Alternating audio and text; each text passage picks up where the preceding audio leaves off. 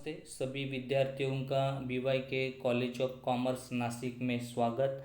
आज हम पाठ्यपुस्तक कविता 5 मध्ययुगीन काव्य आ बाल लीला, जिसके कवि संत सूरदास जी है, का अध्ययन करने जा रहे हैं। प्रथम कवि परिचय को पढ़ते हैं।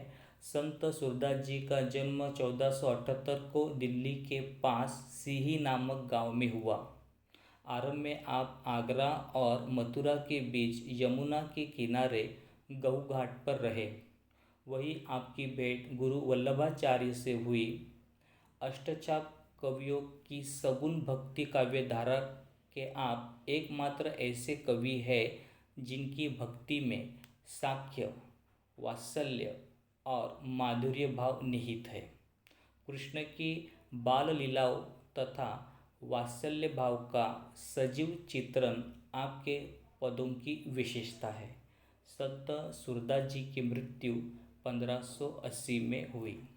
संत सूरदास जी की प्रमुख कृतियों को पढ़ते हैं।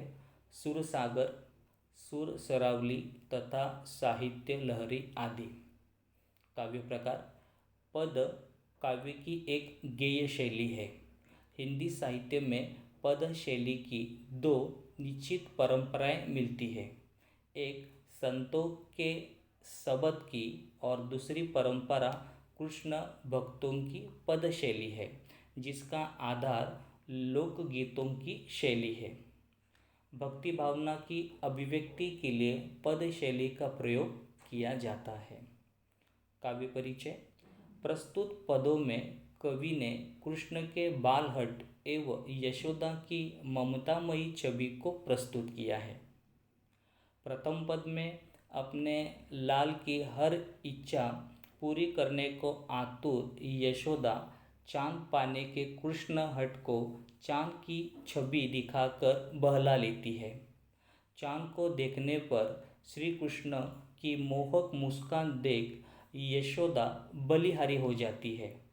द्वितीय पद में माँ यशोदा कृष्ण को कलेवा करने के लिए दुलार रही है।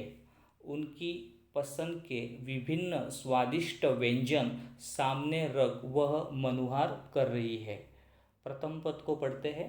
प्रस्तुत पंक्तियों में संत सूरदास जी ने बालक कृष्ण की हट और माता यशोदा की चतुराई से उनकी हट पूर्ण करने की घटना का सजीव व मनोहरी चित्रण किया है। पहले पद को पढ़ते हैं।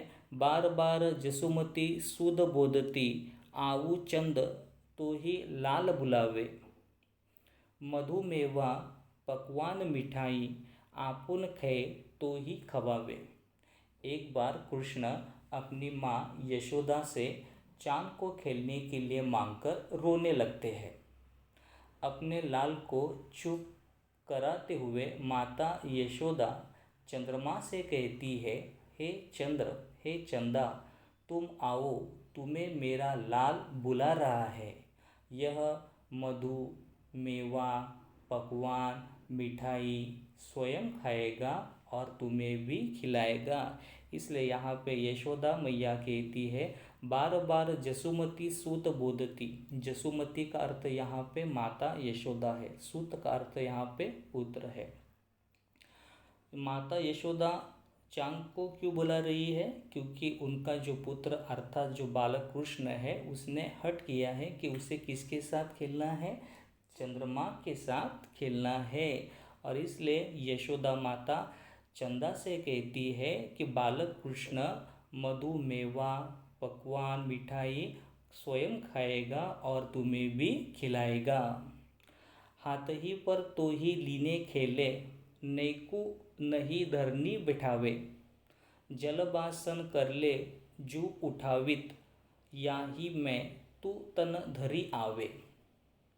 तुम्हें हाथ पर रखकर यह तुम्हारे साथ खेलेगा। इसलिए यशोदा मैया क्या कहती है?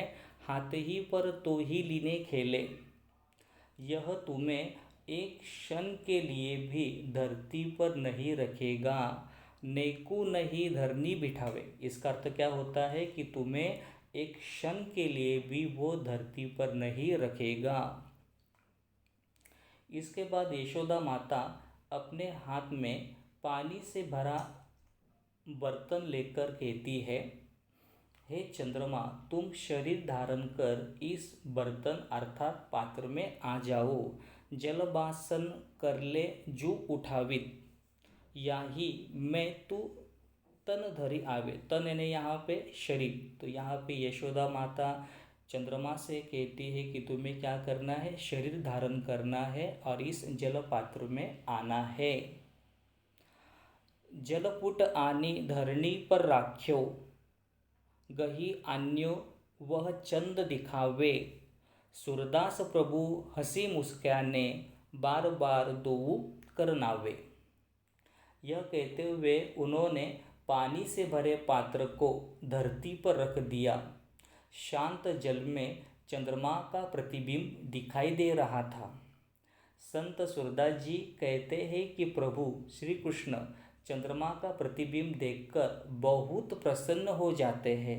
सूरदास प्रभु हंसी मुस्काने, बार बार दोऊ करनावे। बहुत क्या होते यहाँ पे प्रसन्न हो जाते हैं और पानी के पात्र में बार बार हाथ डालकर चंद्रमा को पकड़ने की क्या करते हैं, यहाँ पे कोशिश करने लगते हैं। दूसरे पद का अर्थ देखते हैं। बालक कृष्ण को कलेवा करने के लिए माता यशोदा किस तरह से मनुहार कर रही है, उनका मनोभाव वर्णन प्रस्तुत पंक्तियों में संत सूरदास जी ने किया है। उठिए शाम कलेवो कीजिए, मनमोहन मुख निरखत जीजे। खारिक दाग खोबरा खीरा, केरा आम ऊख रस शीरा। माता यशोदा अपने लाल को उठाते हुए कहती है, शाम उठो और कलेवा करो। कलेवा का अर्थ क्या होता है, यहाँ पे जलपान करना, नाश्ता करना, उसे क्या कहते हैं, यहाँ पे कलेवा कहती है। इसलिए यहाँ पे यशोदा मैया अपने लाडले पुत्र अर्थात श्याम को क्या करे, यहाँ पे उठाने की कोशिश कर रही है और बता रही कि तुम्हारे लिए मैंने क्या किया है, कलेवा किया है। मैं तुम्हारा ही मुख देखकर जी रही हूँ। मनमोहन मुख निरखत जीजे। इसका अर्थ क्या होती है, इसका अर्थ क्या होता है कि मैं तुम्हारा ही मुख देखकर जी रही हूँ। हे मेरे लाल, देखो मैं तुम्हारे लिए। खारिक, खारिक का अर्थ यहाँ पे होता है छुहारा। दाख, दाख का अर्थ होता है यहाँ पे किशमिश। खोपरा, खोपरा का अर्थ होता है यहाँ पे गरी। खीरा का अर्थ होता है यहाँ पे खीर। उसके बाद उन्होंने कलेवा में केले, आम, गन्ने का रस और जो शीरा है वो किसके लिए बनाया है, अपने लाल के लिए बनाया है। श्रीफल मधुर चिरौंजी आनी, सफरी चिवरा अरुण खुबानी। खेवर फेनी और सुहारी, खोवा सहित खाऊ बलिहारी। मीठा श्रीफल अर्थात नारियल, चिरौंजी, सफरी का अर्थ होता है यहाँ पे अमरूद, चिवरा, उसके बाद उन्होंने अरुण खुबानी, अरुण खुबानी ने यहाँ पे लाल जो जर्दालू होते वो भी कलेवा में यशोदा मैया ने शामिल किए हैं। मेरे लाल, मैं तुम पर बलिहारी हो जाऊँ, तुम उठो और खेवर फेनी, खेवर फेनी और सुहारी। सुहारी का अर्थ क्या होता है यहाँ पे पूड़ी, पूड़ियाँ खोआ के साथ खाओ, खोआ सहित खाओ बलिहारी। तो यहाँ पे जो पूड़ी है वो किसके साथ खानी है, यहाँ पे खोआ के साथ तुम्हें खानी है। रची पिराक लड्डू दधी आनो, तुमको भावत पूरी सेंधानो। तब तमोल रची तुम ही खवावे, सूरदास पनवारू पावो। मैं तुम्हारे लिए गुजिया लड्डू बनाकर दही के साथ लाई हूँ। तुम्हें पूड़ी के साथ आचार बहुत प्रिय है। सेंधो का अर्थ यहाँ पे क्या होता है, आचार होता है। तो यशोदा मैया यह कहती कि तुम्हें पूड़ी के साथ आचार बहुत प्रिय है, मैं वह भी लाई हूँ। ये सब खाने के बाद मैं तुम्हें अपने हाथों से पान बनाकर खिलाऊंगी, तब तमोल रुचि तुम्हें ही खवावे।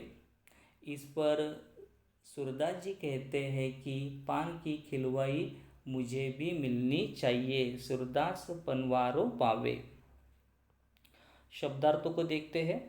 बोधती का अर्थ यहाँ पे समझाती, खे खाएगा तो ही तुम्हें, बासन पात्र बर्तन, गही पकड़, नावे डालते हैं, कलेऊ जलपान, कलेवा सेंधानो अचार, जीजे जी रही हूँ, खारिक छुहारा, दांत किशमिश, सफरी अमरूद, खुबानी जर्दालू, सुहारी पूड़ी, पिराग गुजिया जैसा एक पकवान, पनवारी पान खिलाई।